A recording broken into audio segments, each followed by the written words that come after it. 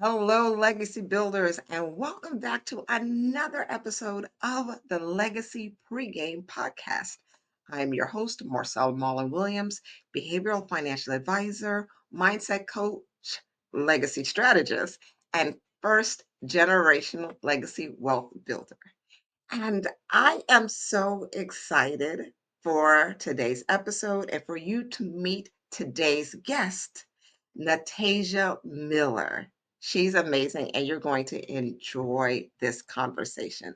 Natajia is a global mindset entrepreneur and second generation owner of Embrace Resort, a boutique hideaway in the breathtaking Exuma Keys of the Bahamas.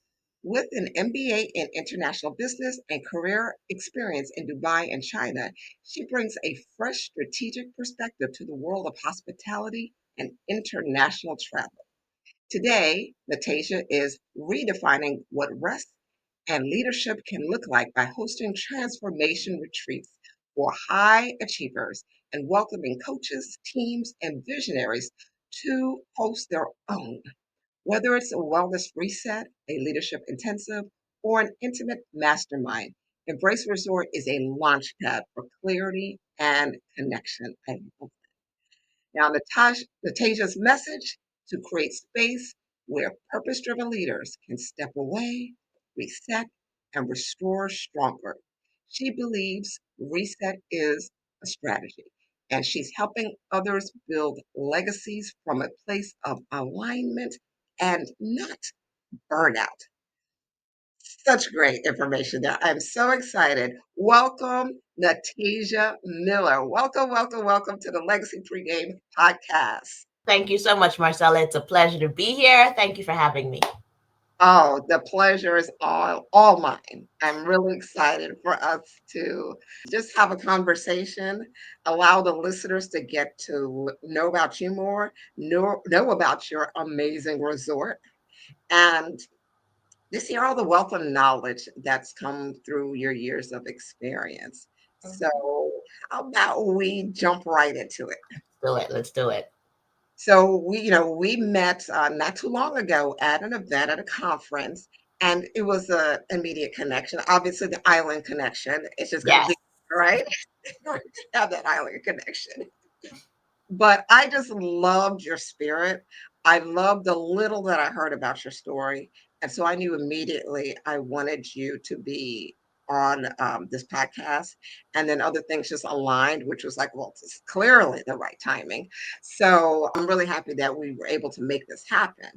And so I want to start off with the thing that caught my attention about you, because as I shared with you, Anastasia, that this podcast is all about supporting and helping first generation high income earners, wealth builders, wealth creators to step into this next level of themselves and giving them things to think about that they didn't know they would not otherwise know to think about.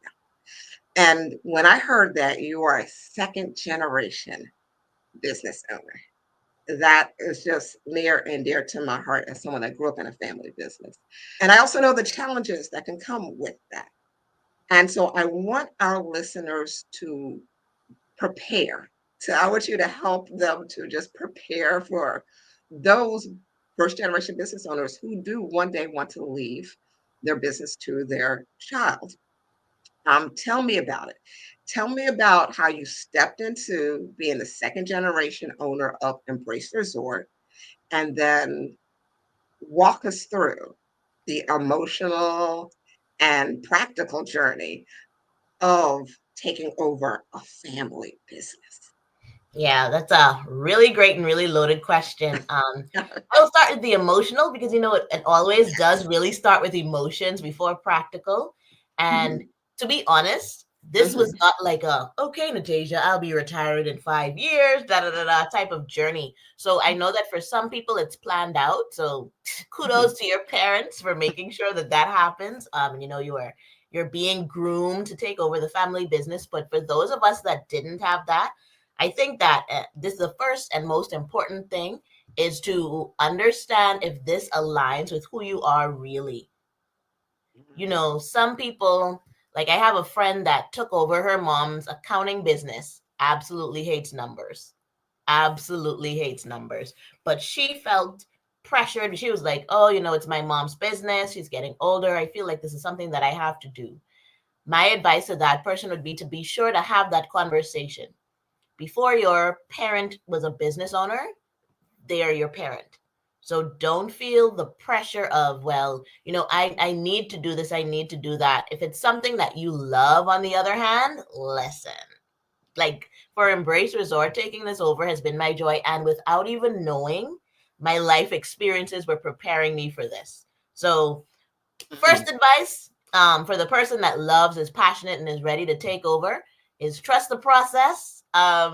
You and your parents are not going to have the same style. So emotionally, that could be draining because it's like, mom is doing it the 70s way, you're doing it the 90s way, and maybe it just doesn't feel like it aligns. So trust the process there. Second piece of advice would be listen before you speak, because Natajia was a person that felt like, oh, I have all of this experience. I think I know what I'm doing. But if you are not in the trenches, per se, it's difficult to understand the inner workings of a business. It's like, imagine from a corporate perspective, this GM that comes in and doesn't know anything about the team culture, doesn't know anything about the inner workings, and he's just like, oh, I just came from Google, I know everything about leading a business. If we have that mindset, the business will not be able to grow and scale as soon or as well as you would like it to. So be sure to, sit in, shadow, even shadow team members, because if you're taking over a company, you're not just taking over the P&L, you're also taking over the people. So be sure that you take the time to understand the importance of that, because at the end of the day, whether you're an accounting firm, a legacy builder, or a resort, people drive what you do. So don't think like, oh, I'm taking over mom's business, I don't need to get to know Marcella because I'm the boss here. If you have that attitude, it's not gonna go well, because these are the people that probably know the business better than you do. And as you are transitioning into that leadership of the business, they are your best friends and your best supporters, in that they're your cheerleaders to help you understand again the inner workings of the business. Now, does that mean that, if mom is doing it the 70s way, I have to do it the 70s way forever? No. But it does mean you have to learn the 70s way, learn why she did it the 70s way, learn how the team is adapted to the 70s way, and then gradually bring in your experiences and things of that nature. As far as emotionally, in addition to that, I would say that sometimes it could be overwhelming, because, for example, my mom built this resort off of the skin of her teeth and the sweat of her brow. Like we were not. My mom went to like 6 different banks in the Bahamas, and she knocked on every door possible asking for a loan, and they all turned her down. So she had to build it brick by brick, one by one.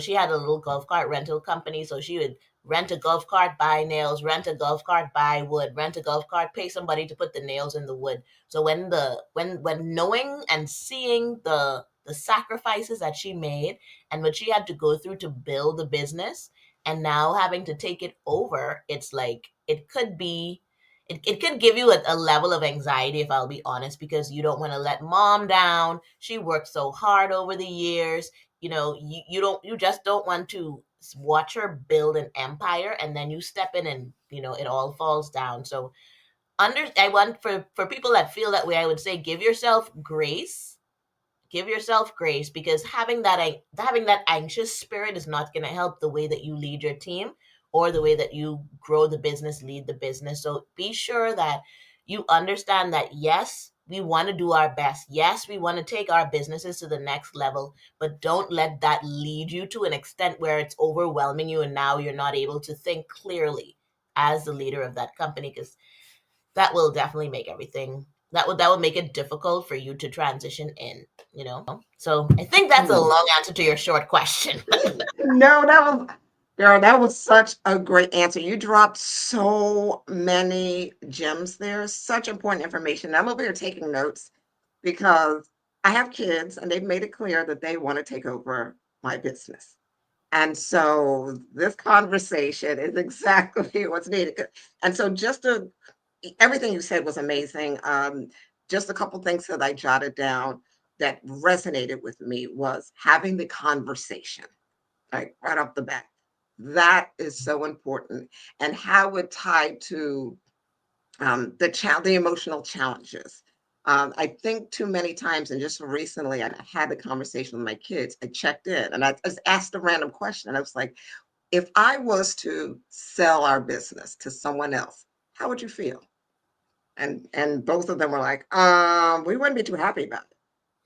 And then that led to a deeper conversation. Well, what does it look like to take over your business? Because I know you don't want to do exactly what I do. So we were able to start that process with the Mhm. conversation. So I thought that was so important. And then when you said it has to be in alignment, now you're talking my language, Mhm. because I mean the A in the legacy pregame is alignment, is an Wow. audit, an alignment audit.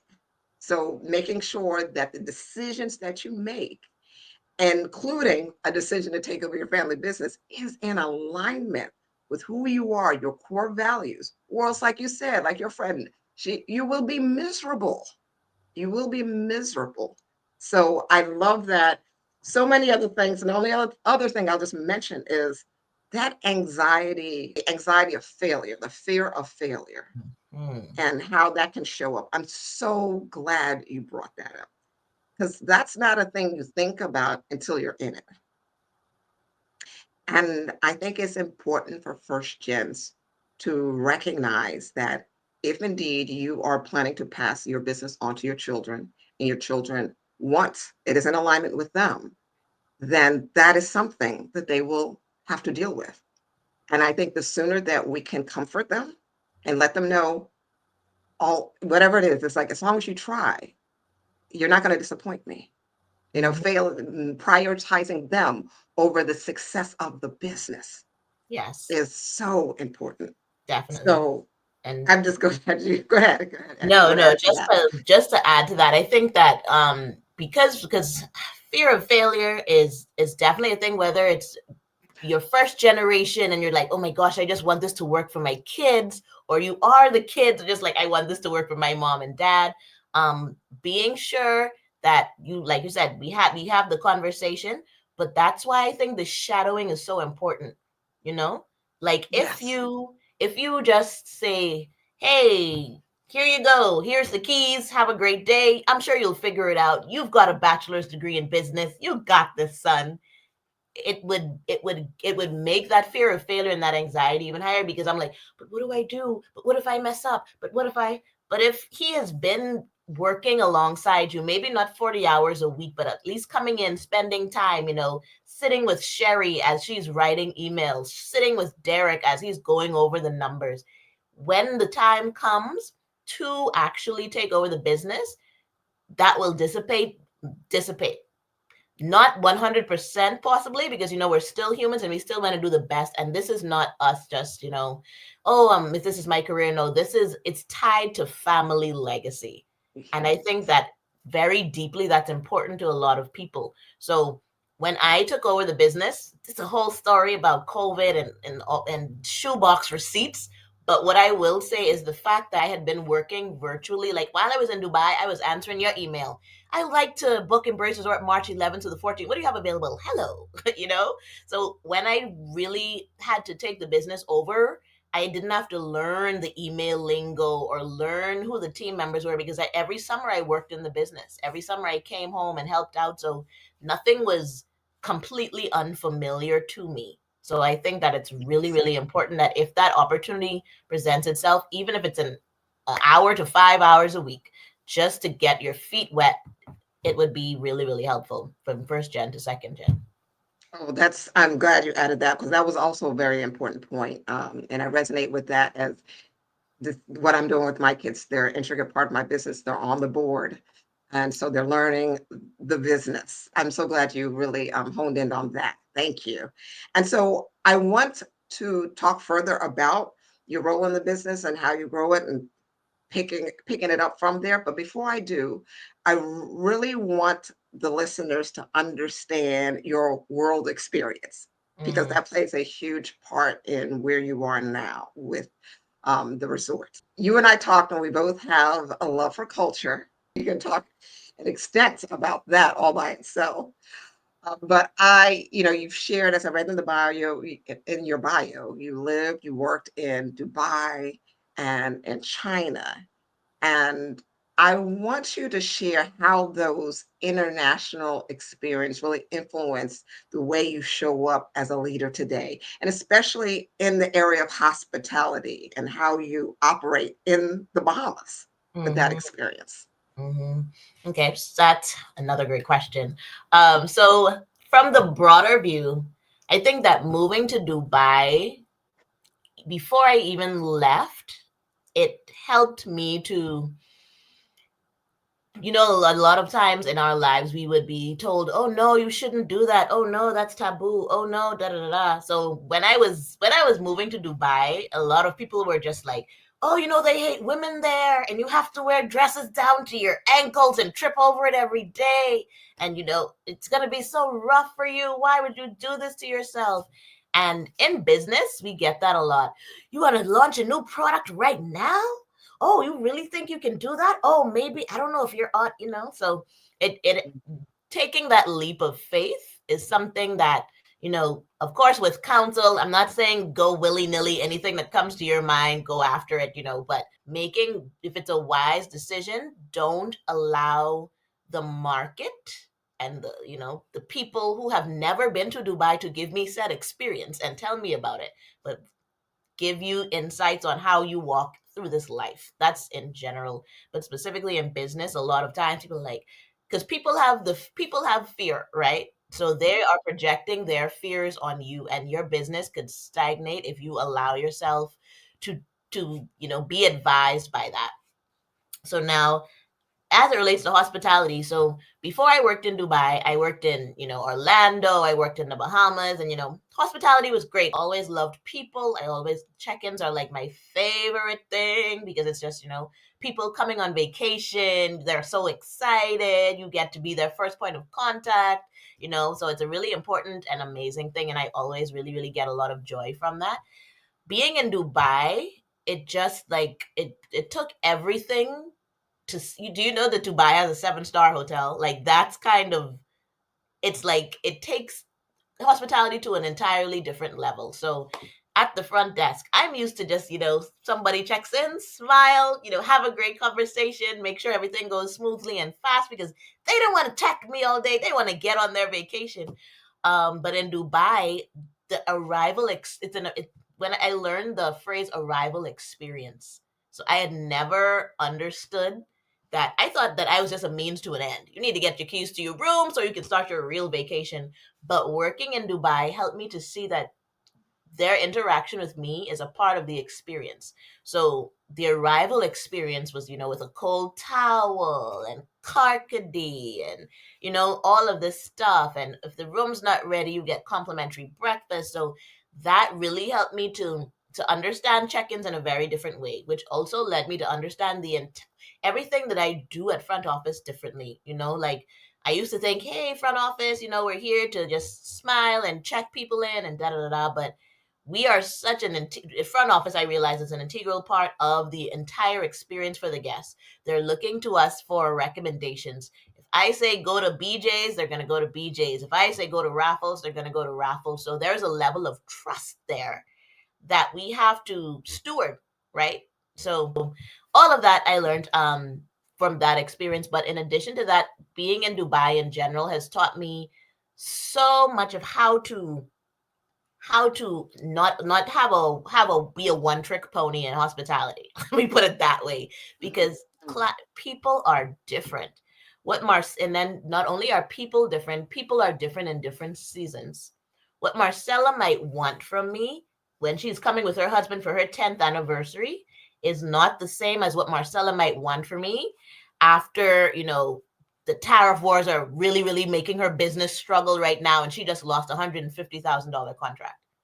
Those are two different Marcellas. And as a person in hospital, when people go on vacation because they need something. They need some type of release, some type of rest, some type of mental break.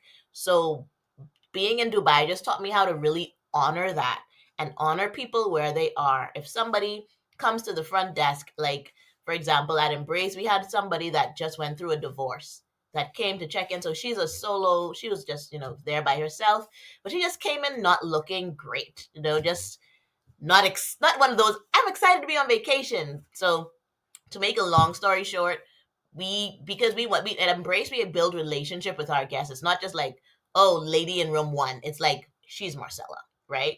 So this lady came in and she was just so downtrodden. We're like, what happened? You want a hug? So we hugged her, and like when we hugged her, she broke down and explained that she was going through a divorce and everything. And we just made sure that we checked on her, because and in moments like that, obviously she didn't bring anybody, so there's probably not a person in her life that's near and dear enough that she feels like she could walk through this into experience with. So we were there at breakfast, sitting down, having a coffee with her, giving her the best spots to go for beaches and stuff like that, checking in on her. And one of the most rewarding parts of being a hospitality professional is the transformation you get to see. So this lady came like dragging suitcase, just face, and your face just looks like it's melting in the worst way. And when she left, she literally, her flight left at 8:30, and that morning she made sure that she gave every single person on our team a hug and just explained that this was a breath of fresh air. She feels like she can handle her situation. So all of that to say, like, part of being in Dubai just taught me that it's so much more than rum on a beach. It's so much deeper. And the fact that a guest chose us, I always tell my team, we always say, like, you could go to Hawaii, you could go to the Maldives, you can go to Florida. You made a conscious decision to come to Embrace, and we're going to make sure that we honor that, because you could be anywhere in the world. And the fact that you are here with us, we're going to make sure that when you don't leave the same way you came, you will either be more relaxed or more happy. Like, something's about to shift. So all of that is, like, I learned that in Dubai. Yeah. And then China's a I whole other thing.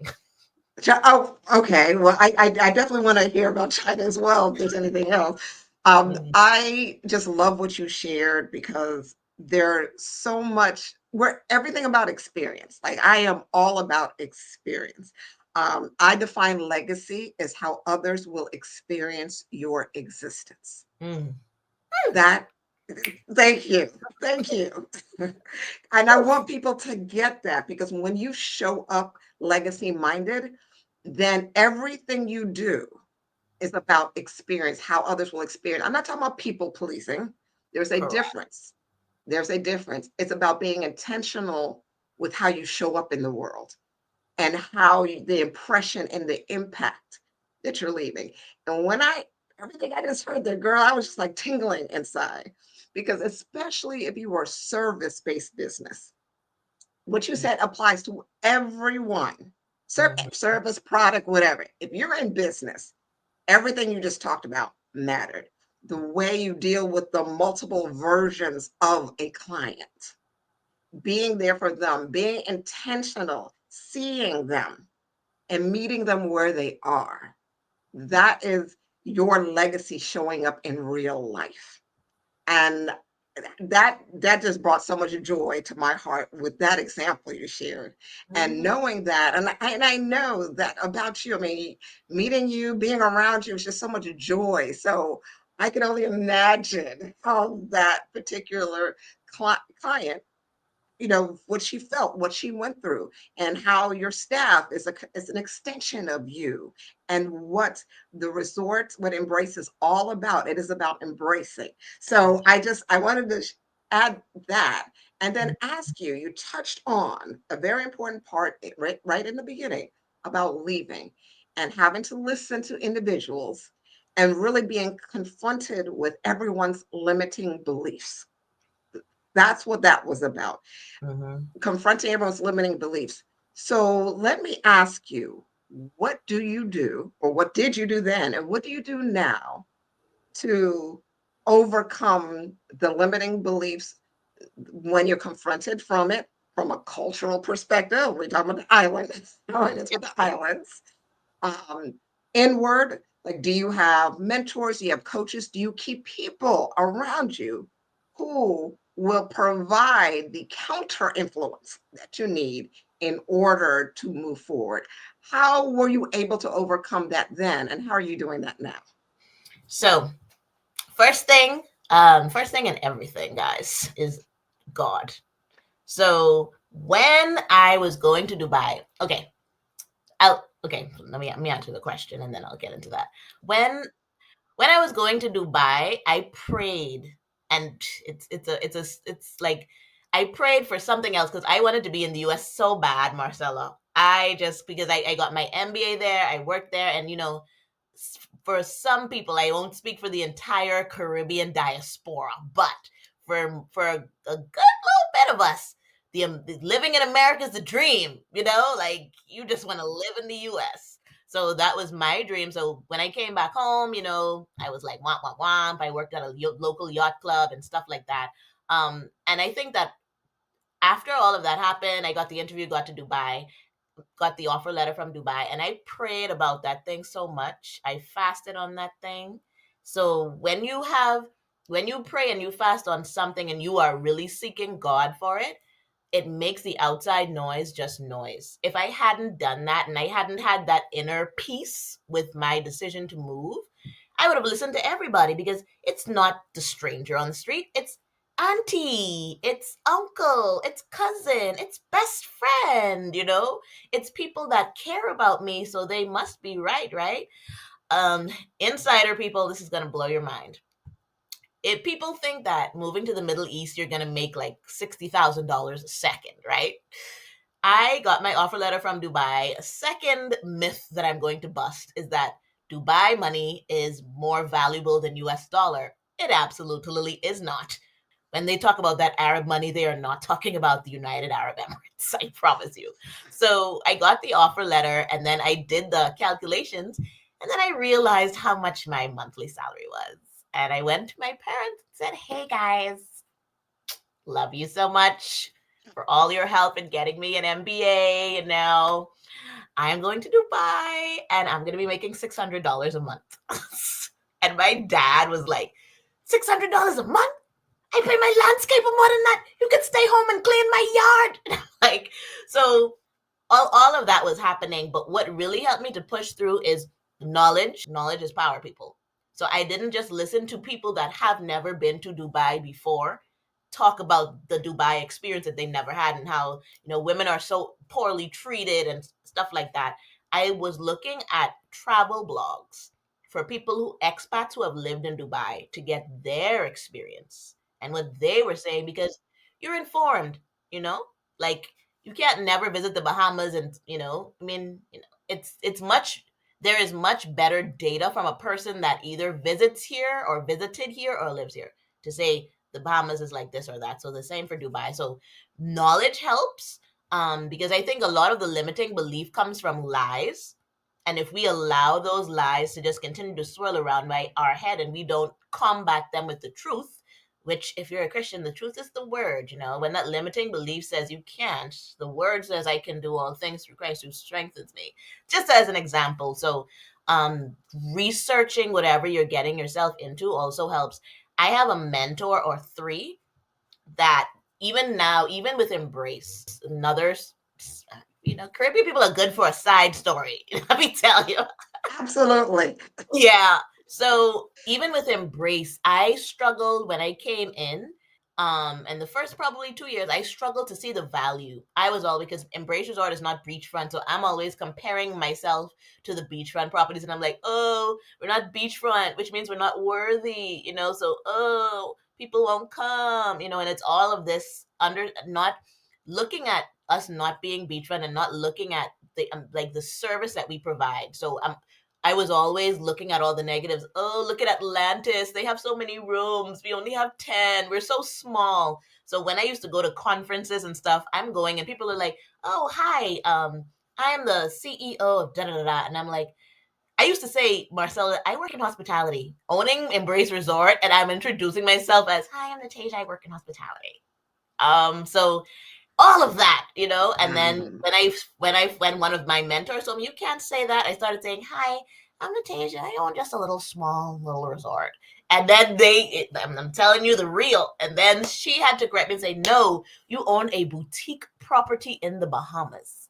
Like, people are looking for this. Not everybody wants 10,000 kids in a pool, noisiness, music boom boom all night. People are looking for peace and tranquility and, an oasis that they can go to and feel like, so it helped me hearing that, because faith comes by hearing. This is not a Bible study, guys, but here we are. So just hearing that, and then hearing her say, like, there's an audience that's just for you and stuff like that, it helped me to start to build my confidence. So having people around you, energy is important. If you have, how does the quote go? Like, you are the sum of the five or ten people that you spend the most time with. However many people, but if you are spending your time with people who are like, I'm gonna never get a job, but this thing can work out. Like Debbie Downers, negative people, drainers, your cash flow and your profits are also gonna drain along with them, because they're sucking your energy. So you're not excited about pivoting. You're not excited about potentially trying a new product. You're not excited about how you're gonna, create a better client experience, because you're so caught up in what's not happening, what's not going well, what's all of the nots instead of all of the could be's, all of the hopefulness, things like that. So, and then lastly, I would say I also started doing affirmations. I thought affirmations were so stupid. I was just like, I'm supposed to just sit here, close my eyes, and talk to myself. Yeah, this'll work. And it did. I just tried it, and every morning, like now, like one of my issues is control. I am a control freak. I just want to, I just want everything that is born of the fear of failure, right? So I'm like, I always want everything to go great, and I always want to do better, and I want to, I want my mom to be proud of me, and I want my clients to be happy, and I want, and I want, and I want. So I'm like this, but now I'm listening to an affirmation every morning while I'm walking my Shih Tzu, and it's all about like releasing control and stillness, and it's gonna be okay. Because even I sometimes, with everything that's happening in the economy, you might imagine that travel is not the top of people's agenda right now. So I'm like, what was me? What are we gonna do? Da da da da. But listening to that affirmation every morning has literally helped my nervous system to relax and say, Natajia, you are not king or queen of the economy, and you have survived COVID. You're gonna be fine. Like, you're gonna be fine. So those Hmm. are some of the ways, yeah. Natasha, that was just so great. So many good things. I want to point out the intentional efforts that you are taking to rewire your brain, rewire, heal your nervous system, regulate it, your emotion. E in the legacy framework is emotional mastery. And so, I mean, it's all of that. And also, we have legacy pillars that we build a foundation on: family, fitness, finance, faith. And Mm. in this conversation, it's all showing up. It's all showing up. So, yes. And for me, the foundation, as we were talking about being in alignment, the foundation of alignment for me is in scripture, it is Mm. in God. And Mm. so, obviously, you are definitely resonating with me.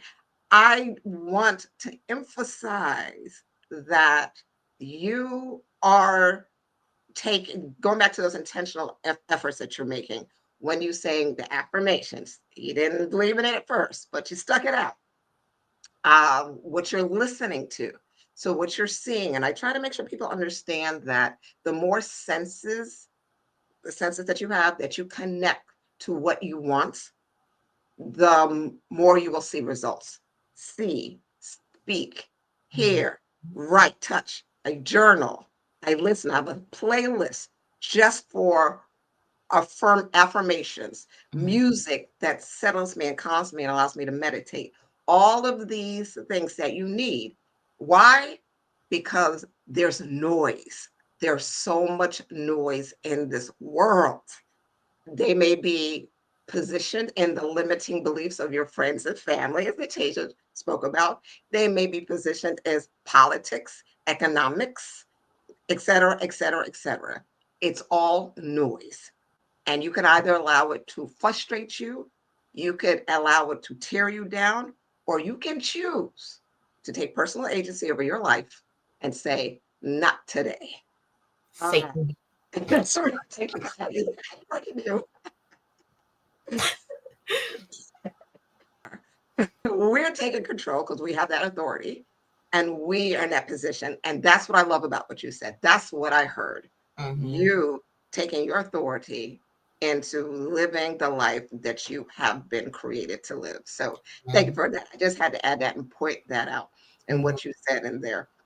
So going back to Embrace Resort and all that you took, all that you learned there, because you shared so much about that. I want to make sure that the listeners truly understand you taking ownership of this space while still honoring the family legacy.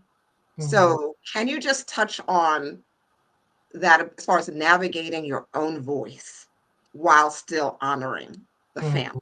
What does that look like for you now and moving forward? Mm-hmm. Okay, good question. So I think to answer that question, a good Caribbean side story. So like I said earlier, it wasn't like a 10-year plan. Okay, Natajia, you're gonna go to school, check, and then you're gonna live in 2 countries, check, and come home and run the family business. Not a thing. I was actually in China at the time, and while I was there, I had an 18-month contract, and it was like the contract was about to end. So the the hotel that I was working at was like, Natajia, we need you to extend this contract. We will whatever you want. We'll upgrade your room to a suite. We'll double your salary. You can have meals and main dining all day, every day. Like, write your own offer letter, but we need you to stay. And I am so excited to call my mama and say, girl, listen. And mom calls me, and I'm like, Mom, she's like, Tisha, I'm so tired. I am so tired. I can't do this alone anymore. I need you to come home. And I'm like, but I'm calling to tell you, you know? So as she, and because she is not a lady to complain, right? She is not a person that's going to be like, she's not that person. So to know that she called me broken and overwhelmed, I just knew that, like, this is serious. So that night I had to talk to God, and I was like, listen, double salary and a suite though? Like a suite? I'm gonna live in the suite life? But of course, if I would not have had the opportunity to live the sweet life, had she not sacrificed while I was in college, sending me money for me and my best friend to share cup noodles while she starved, like, whole other story for another day. But at the end of the day, I chose mom, and that was in 2019. I came home in 2019, and we all know what happened in 2020.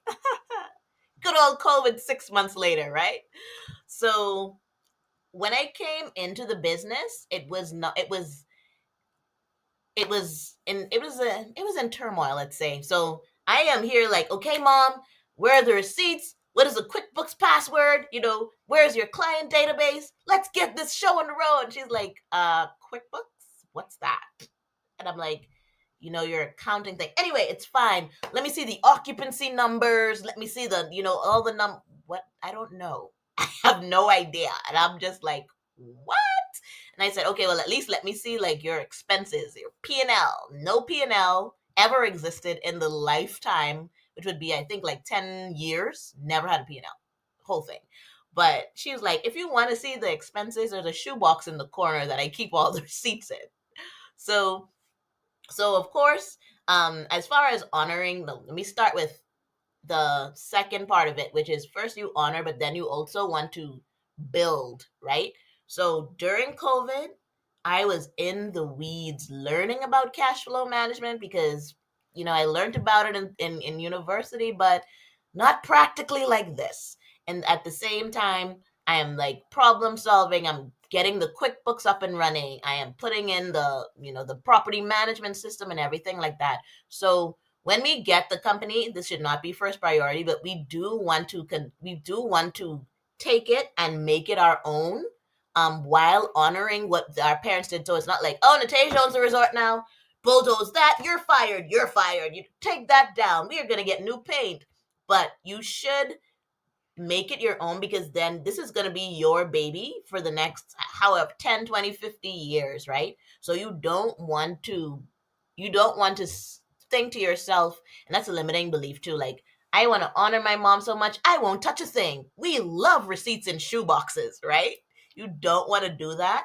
You want to gradually, as you first, like I said, you have to first learn the business.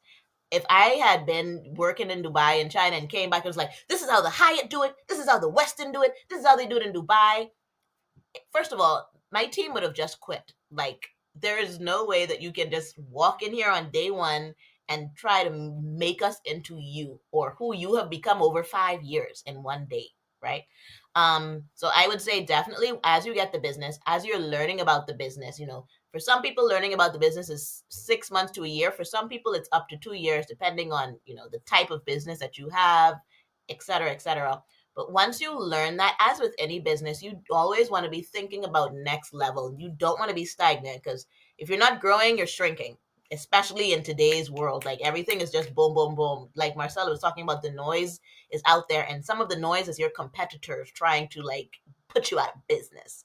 So gradually, just add in the flavor so that it would make you feel at home, and have the conversation. Communication is so important. So even up until today. So I have been basically running the business for the last 5 years. And up till today, we want to do this embrace intimacy package. This is like, listen to me. This is breaking news, by the way. You're the first to hear about it.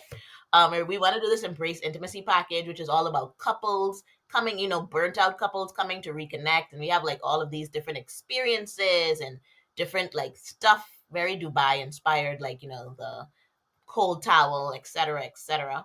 But I didn't just come and say, "Oh, I love this idea. Let me go ahead with it." I wrote the plan, the playbook, and I took it to mom.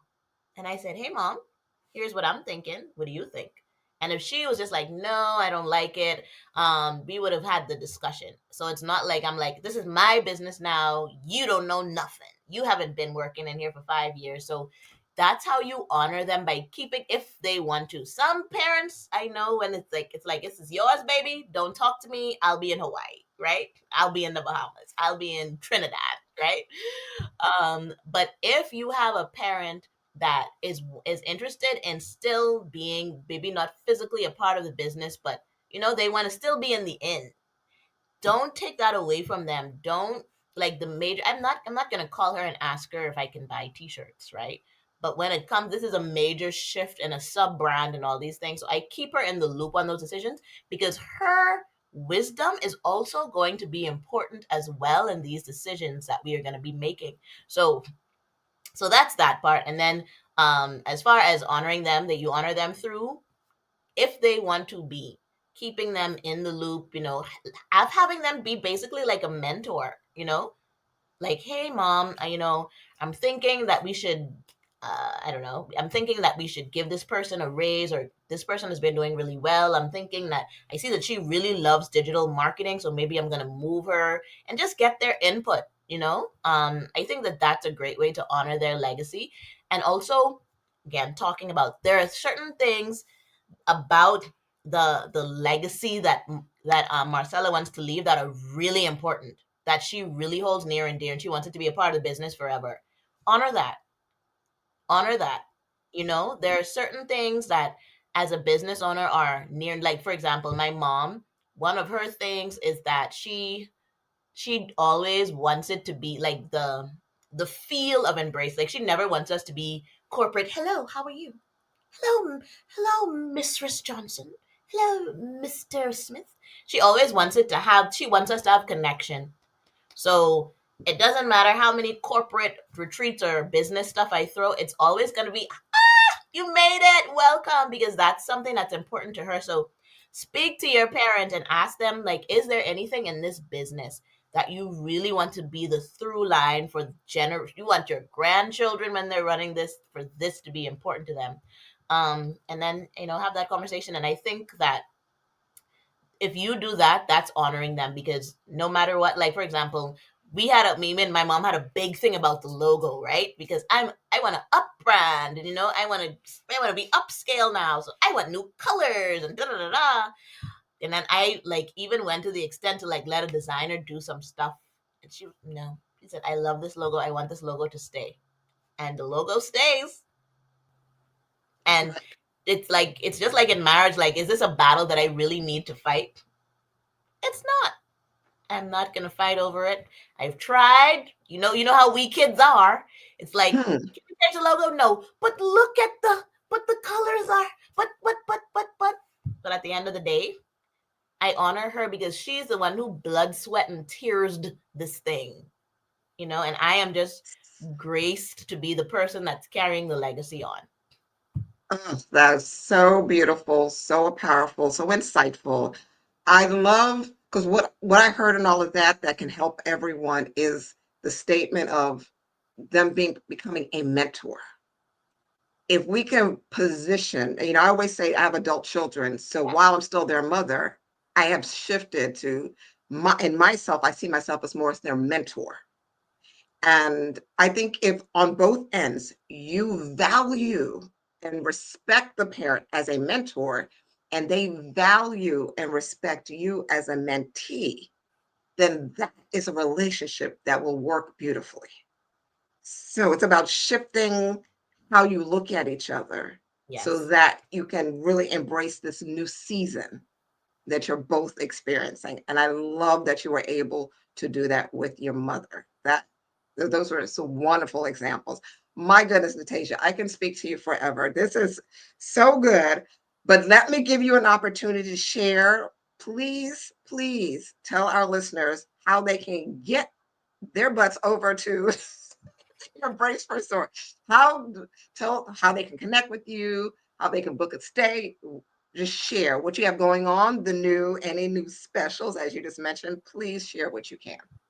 Awesome. Well, thank you for that. Thank you for that opportunity. And thank you for this conversation. And thank you for having these conversations. Thank you for saying yes to doing this podcast because I think that I can learn and have learned from some of the previous podcast episodes. So for somebody that's trying to build a legacy, which should be everybody in the entire world, um, you are definitely creating a space for learning that doesn't exist. So I thank Thank you. you. I thank you Thank for you. that. I appreciate you for that. And it's been a pleasure having this conversation with you.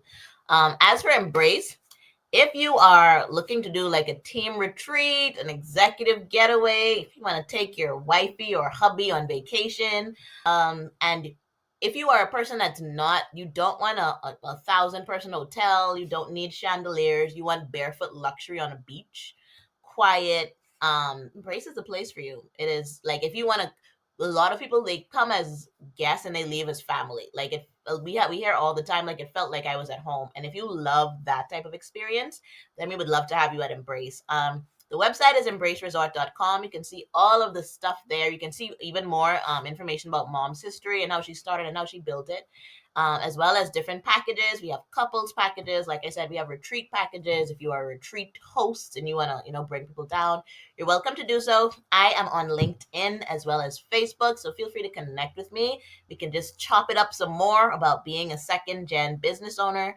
Because as Marcella was talking about, like, even though I am in hospitality, a lot of this is if you are if you are taking over a construction company, you still want to do a lot of the same thing. So happy to have the conversation, happy to connect with you, and hope to see you in the Bahamas very soon. Yes. Oh, I've already spoken to my husband about coming to Embrace. So 2026, that is Yay! wonderful. So Looking forward, excited. looking forward. Well, before we go, I would like to leave our guests with just one last thing. And this is an opportunity just to make a statement about your legacy and to let everyone know what you're about. So I want you to complete this statement. This is Natajia Miller, and this is the legacy I'm living and leaving in the world. Mm. So, Whew. The legacy that I'm living and leading in the world is for building generational wealth in Black families, and that it can happen. I'm looking forward to fifth generation Black owned businesses, 10th generation Black owned businesses, and women owned as well. yeah, and that's why you are on this show because we are in alignment with that. I am so looking forward to just doing more with you, Yes. seeing more with you. Thank you so much for being a guest on the show. Thank you Thank you for again all for having that you shared. For sure, Marcella. It has been a pleasure. It feels like a conversation that even I needed. So thank you for this. Appreciate you. Thank you. Legacy Builders, thank you for joining me and Natajia for this episode of the Legacy Pregame Podcast. Didn't I tell you it was going to be good? This was absolutely an incredible conversation. And I hope you got everything out of it that I did and so much more. So if this episode was of value to you, I want to ask you to take a moment, leave a review, subscribe to the episode and to the podcast, and share it with someone who will benefit from the information, from the resources, from all that was shared, and who could really use a getaway in the Bahamas right now at the Embrace Resort. So please continue to tune in to the next episode of the Legacy Pregame Podcast. Until then, live well, build wisely, and prepare with